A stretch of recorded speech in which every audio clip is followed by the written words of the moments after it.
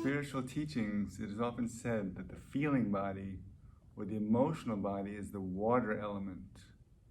It's amazing when we're inside our mother's womb, we're floating in a sphere of water, of amniotic fluid, of liquid. That's our feelings. And our mother may have anxiety or fear or anger, and this creates hormones that come into our being, and we experience the first taste of earth life, of emotions that are not at complete peace. But we come in so pure and from such a high place in the heavenly realms that we're innocent. Look at a child's eyes, look at their being. They're so empty and so pure and so joyous and so powerful, but they're very clear in their emotions. When they're uncomfortable, they cry, or they scream, or they yell, and then they let go of it, and then they're laughing and giggling, and they're just honest with their feelings, and they let them flow like water. But when we get hurt enough, people make fun of us for crying. The first thing we hear often is, shh, don't cry, don't cry. Shh. Crying is natural, it's normal, so we're told not to cry, not to express our true feelings. So we learn to suppress our emotions into our unconscious, into our lower chakras. And we go into the mind as we get older, we get mental. That's when the health problems start. You notice with this virus going around that children hardly get sick from it at all, and old people are the ones that are most in danger, because children are flowing in their feelings, and they don't have health conditions very much because they haven't suppressed their feelings. So many health conditions are actually caused by suppressing our feelings into our body. It's body talk. Our symptoms all have symbolic meaning. If we have heart problems, there's a problem with love. If there's liver problems, there's a problem with anger. Kidneys is fear. And these acupuncture meridians are flowing in our bodies, so when we suppress our feelings, they not only express our organs, but the meridians, so we get pains and aches and rashes and scratching in different places and joint problems from these connections. And for instance, the liver rules the eye, so eye problems are actually liver problems, which could be anger problems.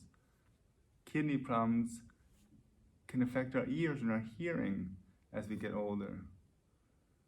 So the connection between physical and emotional is very connected. And we come in so pure, this pure light and this pure liquid love, and we're put into a container, which is our parents' feeling bodies, their emotional thought forms. These become the container that we pour our liquid feeling body into, and we take the shape of them. If they have sharp corners and boxed in areas and stagnated areas, and when there's stagnation in water, we know that bugs grow in there, like algae and funguses and molds. So we have all this in our subconscious. If our parents have leaky vessels from codependency and fears and worries, then we can take on vessels like that, and we leak our energy. We feel drained from other people or circumstances. So right now where I am at this farm, I'm in the yoga studio right now, and this is Adam behind me. We call it the container. We have high consciousness. We're meditating and praying and affirming and eating cleanly and having beautiful nature. So it's a container for my emotions, my feelings. All my health problems seem to be going away very quickly. I was terribly allergic to wheat.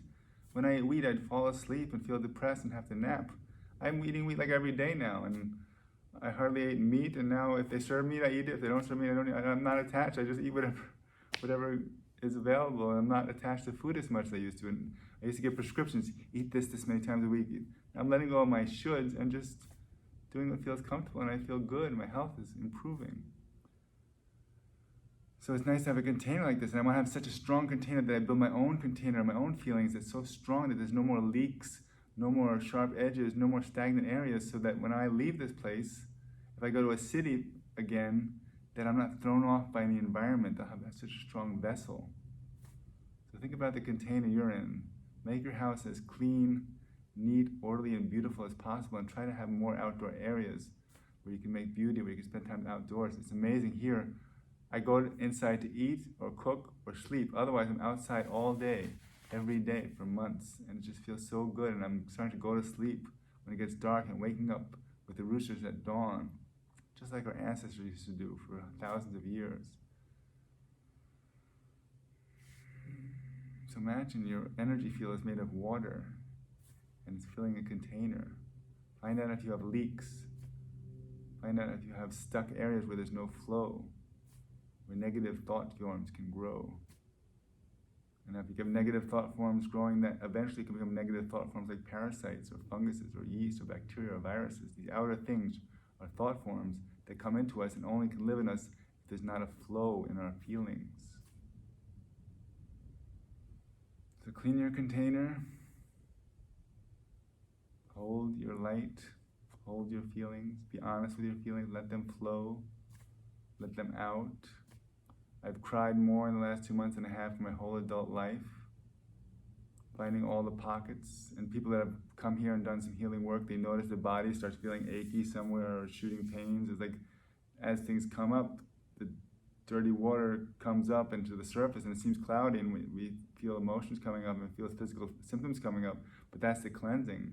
And after enough time doing this, the water becomes more and more clarified, like you were when you were an infant, just pure, and you just feel your emotion, you just let them flow and you let go of them, just like animals do.